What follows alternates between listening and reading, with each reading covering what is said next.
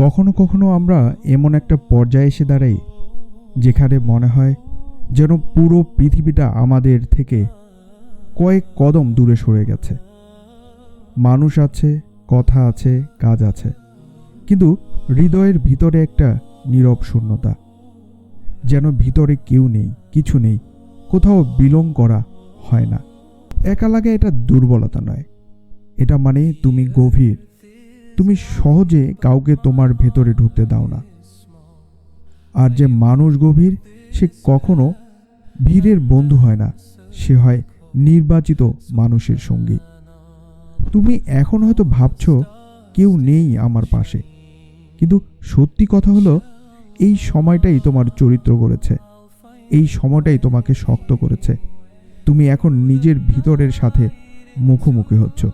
জানো তো, মানুষ তার সবচেয়ে বড় শক্তি খুঁজে পায় ঠিক সেই মুহূর্তে যখন তার পাশে কেউ থাকে না, কারণ তখন সে বুঝতে শেখে তার ভরসা আসলেই কার উপর হওয়া উচিত, তার নিজের উপর।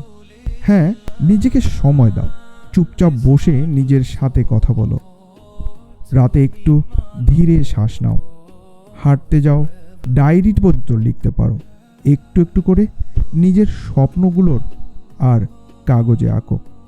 কারণ তুমি এখন যে সময়টা পার করছো, এটাই তোমাকে অন্যরকম মানুষ বানাচ্ছে। শক্ত মানুষ, চিন্তাশীল মানুষ, নিজেকে ভালোবাসতে জানে এমন একজন মানুষ।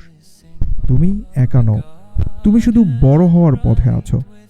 আর মনে রাখবে, যে মানুষ একা থেকে নিজে গড়ে তোলে, একদিন পৃথিবী ওর পাশে দাঁড়াতে বাধ্য হয়। তাই থামো না, ধীরে চলো, কিন্তু থামো না। Your time is coming, keep on going.